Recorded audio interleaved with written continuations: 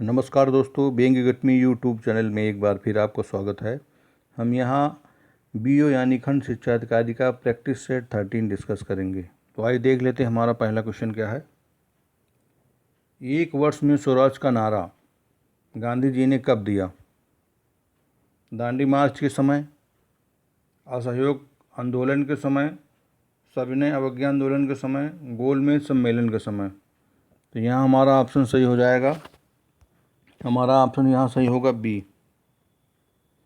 असहयोग आंदोलन के समय गांधी जी ने एक वर्ष में स्वराज का नारा दिया था, क्योंकि असहयोग आंदोलन 1 अगस्त 1920 को औपचारिक रूप से प्रारंभ किया गया था। कब प्रारंभ किया गया था? 1 अगस्त 1920 को प्रारंभ किया गया था तथा इसी आंदोलन के दौरान गांधी जी ने एक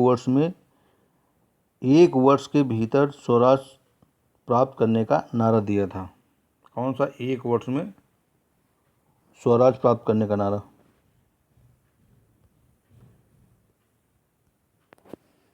एनी बेसेंट मुख्यतः संबंध रही हैं सविनय अवज्ञा आंदोलन से, गृह शासन आंदोलन से, खिलाफत आंदोलन से, असहयोग आंदोलन से।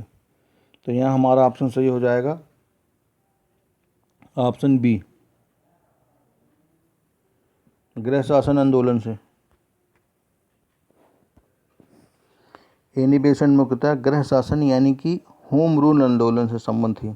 भारत में होम रूल लीग की स्थापना की योजना जो मूलतः एनी बेसेंट द्वारा ही की गई थी, और होम रूल आंदोलन की व्याख्या अपने पत्र कॉमनवेल्थ में एनी बेसेंट ने की थी, जिसमें ब्रिटिश साम्राज्य के अंतर्गत स्वशासन के उद्देश्य को ध्यान में रखकर धार्मिक स्वतंत्रता, राष्ट्रीय शिक्षा तथा सामाजिक और राजनीतिक सुधारों का आधारभूत कार्यक्रम बनाया गया। तथा ये जो भारत में एनी बेसेंट और तिलक का ये आंदोलन था, ये प्रथम विश्व युद्ध के दौरान काफ़ी लोकप्रिय रहा। मयूर सिंहासन पर बैठने वाला अंतिम मुगल सम्राट कौन था? शाह आलम प्रथम, मोहम्मद शाह, बहादुर शाह, जहांदार शाह। तो यहाँ हमारा ऑप्शन सही हो जाएगा बी, मोहम्मद शाह, क्योंकि जो शाहजहाँ द्वारा बनवाए गए प्रसिद्ध मयूर सिंहासन पर बैठने वाला अंतिम मुगल जो शासक था वो मोहम्मद शाह था, और ये 1789 और 1748 के बीच में रूल किया था। कब किया था? 1719 से 1748 के बीच रूल किया था। और इसके ही काल में नादिर शाह ने 1739 ईस्वी में भारत पर आक्रमण कर करनाल के युद्ध में मुगल सेना को पराजित किया था। कब आक्रमण किया था? ये आक्रमण जो नादिर शाह था, इसी शासनकाल में 1739 को आक्रमण किया था। और समकालीन जो लेखक थे, जो आनंद राम मुखलिस के अनुसार कहा गया है कि नादिर शाह अपने साथ 60,000 रुपये, कई हज़ार अशरफियाँ, 1 करोड़ रुपए का सोना और 50 करोड़ के जवाहरात और कोहिनूर तथा तख्ते ताउस यानी कि मयूर सिंहासन था, उसको भी ईरान लेके चला गया। आइए नेक्स्ट क्वेश्चन देखते हैं हमारा क्या है। इसमें दे रखा है यदि एब्सेंट का कोड जो है ये लिखा हुआ है ZYHVMG, तो प्रेजेंट का कोड होगा। तो इसमें क्या करना है, जो एब्सेंट है और ZYHVMG में क्या हो रहा है, इसमें कौन सा सीक्वेंस चल रहा है ये पता करना है। तो यहाँ क्या हो रहा है कि ये विपरीत अक्षर हैं। ए का जो विपरीत अक्षर Z होगा और बी का विपरीत अक्षर Y होगा, और जो है एस का विपरीत अक्षर जो है यहाँ पे H होगा, और E का V होगा, और N का जो होगा M होगा, और T का G होगा। अब उसी प्रकार क्या करेंगे, ये जो हमारा प्रेजेंट दे रखा है, अब प्रेजेंट का विपरीत अक्षर क्या होगा? हमारा प्रेजेंट का विपरीत अक्षर K होगा, और R का I हो जाएगा, और यहाँ पे ये जो E दे रखा है, E का V हो जाएगा, E का क्या हो जाएगा? V हो जाएगा, और जो S दे रखा है, S का H हो जाएगा, और E दे रखा फिर V हो जाएगा, और N का M हो जाएगा, और जो है T का G हो जाएगा। तो यहाँ पे क्या करना है कि उसी प्रकार विपरीत अक्षर लिख देना और कुछ नहीं करना। हमारा नेक्स्ट क्वेश्चन है, इसमें क्या करना है, अधोलिखित को सार्थक के रूप में व्यवस्थित कीजिए। जैसे योजना बनाना, दोहराना, प्रकाशित करना, और ये सोचना और लिखना। तो यहाँ हमारा जो ऑप्शन सही हो जाएगा, ऑप्शन सी सही हो जाएगा। ये ऑप्शन सही हो जाएगा, क्योंकि जो सर्वप्रथम सोचना या विचारना होता है और उसके बाद जो है योजना बनाते हैं। योजना जो दिमाग में होती है, इसके विभिन्न चरणों को हम बोल सकते हैं तथा योजना बनते ही इसके कई चरणों को क्रमबद्ध रूप में लिखना आवश्यक है। इसके पश्चात हम दोहराने की क्रिया करते हैं और सभी चरणों को उपयुक्तता की जांच कर लेते हैं और इसे प्रकाशित कर देते हैं। तो इसीलिए हमारा यहाँ पे ऑप्शन सी हो जाएगा। यहाँ पे ये जो लुप्त अक्षर ज्ञात करना है, तो यहाँ पे देखिए इसमें क्या हो रहा है। ये जो श्रृंखला दी गई है, इसमें जो आयताकार ये चित्र बना हुआ है, ये इसमें मतलब कौन सी श्रृंखला चल रही है और क्या हो रहा है। इसमें क्या हो रहा है कि ये जो सी दे रखा है, एल दे रखा है, एच दे रखा है, 1 3 9 7 4 2 6 2। तो इसमें क्या है कि जो ये 1+2 इसमें जो दे रखा है, इसमें क्या हो रहा है कि 1+2 बराबर हो जाएगा 3। और सी अंग्रेजी वर्णमाला का तीसरा अक्षर है, तो यहाँ देखिए ये सी लिखा हुआ है। और इसी प्रकार क्या है 6+2 हो जाएगा, 6+2 हो जाएगा बराबर 8 हो जाएगा। और जो है एच जो है अंग्रेजी का माला का ये 8वां अक्षर है। एच जो है अंग्रेजी माला का 8वां अक्षर है। तो यहाँ पे देखिए ये एच दे रखा है। अब उसके बाद क्या करना है कि 3+9 कर लेना है। 3+9 करेंगे तो यहाँ हमारा कितना आ जाएगा 12वां। और 12वां जो एल अंग्रेजी वर्णमाला का 12वां अक्षर है, एल। तो यहाँ देखिए ये यहाँ पे एल हो गया है। अब क्या करेंगे, तो अगर 4+7 करें, 4+7 ये 11वां अक्षर हो गया है। यहाँ पे 11वां अक्षर हो गया है, एल हो गया है। अब जैसे 4+7 करेंगे, 4+7 करेंगे तो यहाँ हमारा 11वां हो जाएगा। और 11वां जो अक्षर होता है के, अंग्रेजी वर्णमाला का 11वां अक्षर होता है। तो यहाँ पे क्या भरा जाएगा, के भरा जाएगा। तो ऑप्शन में देखिए कहाँ सही है, के। ये ऑप्शन दे रखा के होगा। अब निम्नांकित आकृतियों में जो निम्नांकित आकृतियाँ दी गई हैं, इनमें से कौन सा भिन्न है ये बताना है। Option A, option B, option C, option D. तो यहाँ हमारा ऑप्शन सी सही हो जाएगा। ये सी ये भिन्न है, क्योंकि जो दिए गए विकल्प हैं उनमें से सी भिन्न है, क्योंकि विकल्प ए, बी तथा डी, ये है ए, बी तथा डी। इसमें क्या हो रहा है कि सभी आकृतियों में वही स्वरूप अंदर तथा बाहर दोनों है। देख लीजिए यहाँ पे त्रिभुज के अंदर त्रिभुज बना है, आयत के अंदर आयत बना है, और गोला के अंदर इसमें जो है ये बना हुआ है। अब क्या है कि जो विकल्प सी है, ये आयत के अंदर जो आयत के स्थान पर त्रिभुज की आकृति दे रखी है, जो आयत के स्थान पर क्या है अंदर त्रिभुज की आकृति दे रखी, इसलिए ये भिन्न है। अब इसमें ये नेक्स्ट क्वेश्चन हमारा है, ए बराबर माइनस दे रखा है, ए बराबर ये यदि ए बराबर जो है भाग दे रखा है, बी बराबर जो है प्लस दे रखा, सी बराबर माइनस दे रखा, और डी बराबर ये है मल्टीप्लाई दे रखा। तो निम्न में से कौन सा सही है, इसमें ये बताना, इस श्रृंखला में पता करना है। तो हमारा यहाँ विकल्प जो है, यहाँ पे विकल्प डी सही होगा। कैसे सही होगा ये बता देते हैं, बाकी आप जो है सारे विकल्प ए, बी तथा सी आप लोग चेक कर लीजिएगा। अब इसमें क्या है, अगर विकल्प डी से चलते हैं तो यहाँ पे जो है ये 108 है, यहाँ पे 108 ले लेते हैं। अब 108 ले लिया है। अब जो है ये 108 रख लिया, और सी की जगह जो है माइनस सिंबल है। सी बराबर क्या है, माइनस का सिंबल है, तो माइनस लिख दिया। उसके बाद 72 लिख दिया है, जैसे यहाँ पर दे रखा है, और उसके बाद बराबर कर देंगे। उसके बाद फिर क्या दे रखा है हमारा 78 दे रखा है, 78 लिख लेंगे। उसके बाद फिर सी है, तो सी की जगह क्या है माइनस है, तो यहाँ पे माइनस क्या कर देंगे 42 कर देंगे। अगर इसको सॉल्व करेंगे तो यहाँ आ जाएगा हमारा 36 माइनस 36। तो इस प्रकार हमारा विकल्प डी सही हो जाएगा। तो आप लोग चेक कर लेना। प्रातः काल में गाया जाने वाला कौन सा राग है। यहाँ पे तोड़ी दे रखा है, और दरबारी दे रखा है, भोपाली दे रखा है, तथा भीम पलासी दे रखा है। तो यहाँ हमारा जो ऑप्शन सही हो जाएगा, यहाँ पर सही हो जाएगा ए, तोड़ी। तोड़ी क्या है, तोड़ी एक राग है, ये प्रातःकालीन गाया जाने वाला राग है, और ये राज दरबारों में भाटों एवं जो चारणों द्वारा गाया जाता था पहले। निम्नलिखित में से किस सुल्तान ने पहले हजरत आला की उपाधि अपनाई और बाद में सुल्तान की उपाधि अपनाई?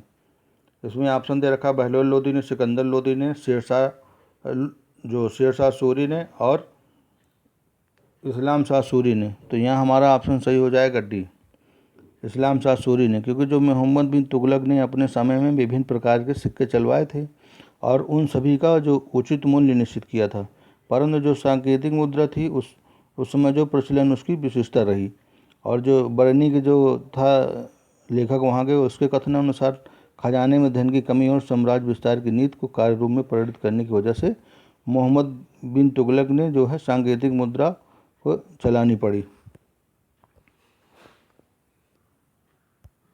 हमारा नेक्स्ट क्वेश्चन है, निम्नलिखित में से किस सुल्तान ने पहले हजरत आला की उपाधि अपनाई और बाद में सुल्तान की? बहलोल लोदी ने, सिकंदर लोदी ने, शेरशाह सूरी ने और ये इस्लाम शाह सूरी ने। तो यहाँ हमारा ऑप्शन सही हो जाएगा शेरशाह सूरी ने, क्योंकि बंगाल के जो शासक नुसरत शाह को पराजित करने के बाद शेर खां यानी कि शेरशाह सूरी ने हजरत आला की उपाधि धारण की थी। कौन सी? हजरत आला की उपाधि धारण की थी। और उसके बाद जो है 1539 में चौसक युद्ध में हुमायूं को पराजित करके उसने शेरशाह की उपाधि धारण की थी तथा अपने नाम का खुतबा भी पढ़वाया था और सिक्का चलवाया था।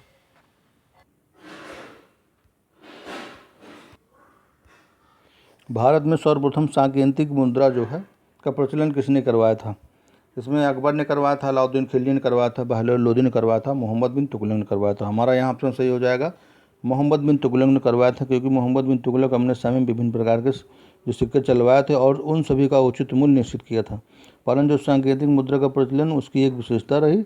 और बर्नी कहता है कि उसके कथनानुसार खजाने में धन की कमी और साम्राज्य विस्तार की नीति को कार्यरूप परिणत करने की वजह से मोहम्मद बिन तुगलक को सांकेतिक मुद्रा चलानी पड़ी। निम्न में से किस वंश के साम्राज्य की सीमाएं भारत के बाहर तक फैली थी? तो 79 में ये बताना है कि निम्न में से किस वंश के साम्राज्य की सीमाएं भारत के बाहर तक फैली थी। तो इसको पहले हम डिस्कस करेंगे, उसके बाद आंसर बताएंगे।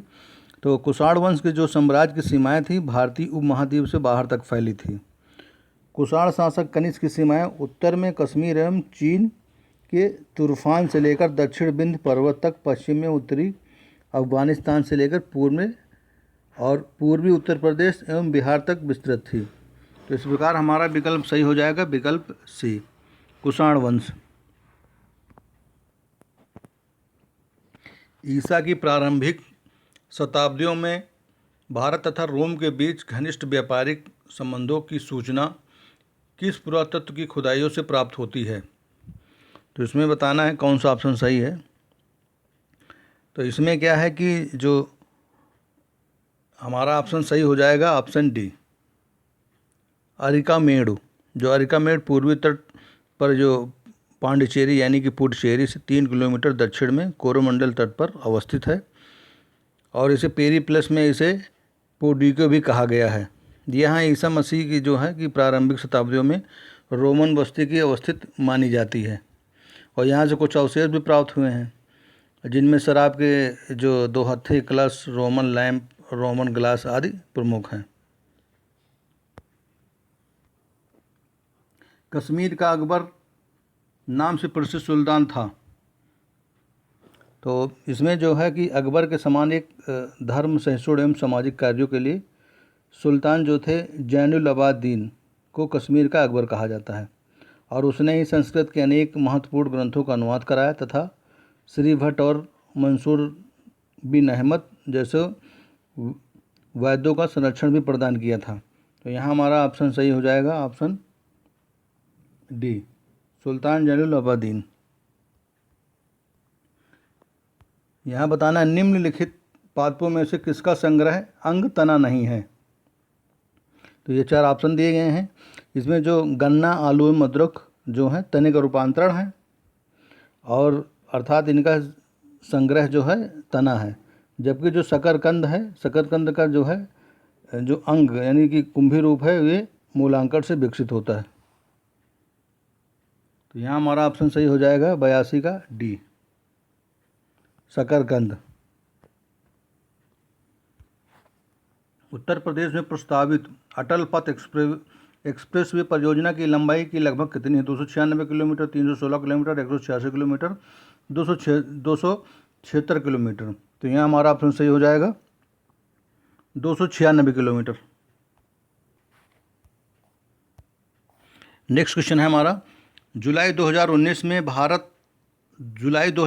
में उत्तर प्रदेश में किस रोग उन्मूलन के उद्देश्य से दस्तक अभियान का शुभारंभ किया गया है? यहाँ पे एक्यूट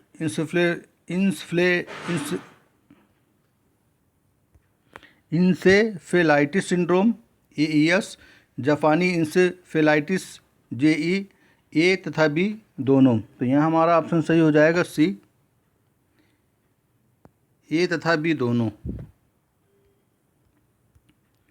उत्तर प्रदेश में ऊर्जा गंगा परियोजना उद्देश्यों के संदर्भ में निम्नलिखित में से क्या सही है? तो इसमें जो है हमारा ऑप्शन सही हो जाएगा ऑप्शन A, वाराणसी में गैस पाइपलाइन की परियोजना। उत्तर प्रदेश में किस स्थान पर शाकंभरी मेला आयोजित किया जाता है? बाराबंकी में, सहारनपुर में, बदायूं में, गाजीपुर में। तो यहाँ हमारा ऑप्शन सही हो जाएगा B, सहारनपुर में। ये मेला उत्तर प्रदेश के सहारनपुर ज़िले में प्रत्येक वर्ष में 2 बार, और यह नवरात्र में, मतलब जो है कि नवरात्र में ही आयोजित किया जाता है। भारतीय विज्ञान कांग्रेस के 106वें सत्र का मुख्य विषय क्या था? तो यहाँ हमारा ऑप्शन सही हो जाएगा 87 का C, भविष्य का भारत और विज्ञान प्रौद्योगिकी। हाल ही में लागू हुए मोटर वाहन संशोधन अधिनियम 2019 ने पूर्व के किस अधिनियम को संशोधित किया है? मोटर वाहन अधिनियम 1988 को, मोटर वाहन अधिनियम 1998 को, मोटर वाहन अधिनियम 1999 को, मोटर वाहन अधिनियम 2010 को। तो यहाँ हमारा ऑप्शन सही हो जाएगा ए, मोटर वाहन अधिनियम 1988 को, क्योंकि इस अधिनियम के द्वारा सड़क सुरक्षा के संवर्धन के लिए मोटर वाहन एक्ट 1988 में संशोधन किया गया, और इसमें जो लाइसेंस परमिट होते हैं उनके आदि के संदर्भ में विस्तृत मापक तैयार किए गए हैं, और यातायात के नियमों का उल्लंघन करने पर भारी जुर्मानों का प्रावधान भी किया गया है। राष्ट्रीय वन नीति 1952 के अनुसार निम्नलिखित में से कौन सा वन का संवर्ग नहीं है? राष्ट्रीय वन, राष्ट्रीय उद्यान, संरक्षित वन, ग्राम वन। तो यहाँ हमारा ऑप्शन सही हो जाएगा राष्ट्रीय उद्यान, क्योंकि जो राष्ट्रीय वन नीति 1952, राष्ट्रीय वन नीति जो है 1952 को क्या है कि के अनुसार वनों को निम्न रूप से वर्गीकृत किया गया था। इसमें क्या है, पहला संरक्षित वन है, और दूसरे जो राष्ट्रीय वन है, और तीसरे ग्राम वन है, और चौथे में वृक्ष भूमि है, ट्री लैंड्स। तो इस कारण से जो राष्ट्रीय उद्यान का ये संवर्ग नहीं है। भारत में नवीनतम राष्ट्रीय वन नीति प्रस्तुत की गई थी 1952 में, 1988 में, 2006 में, 2018 में। तो यहाँ हमारा ऑप्शन सही हो जाएगा 1988 में, क्योंकि भारत में नवीनतम राष्ट्रीय वन नीति वर्ष 1988 में प्रस्तुत की गई थी। अगला क्वेश्चन देखेंगे, निम्न में से कौन सी भिन्न है जो घटते क्रम में है? तो यहाँ पे भिन्न बताना कि कौन सी इसमें घटते क्रम में है। ये पूरा क्वेश्चन नहीं है, तो ये क्वेश्चन नेक्स्ट वीडियो में डिस्कस करेंगे। तो वीडियो को अभी तक लाइक नहीं किया तो लाइक कर दीजिए, और ऐसे ही वीडियो देखते रहिए। बहुत बहुत धन्यवाद वीडियो देखने के लिए।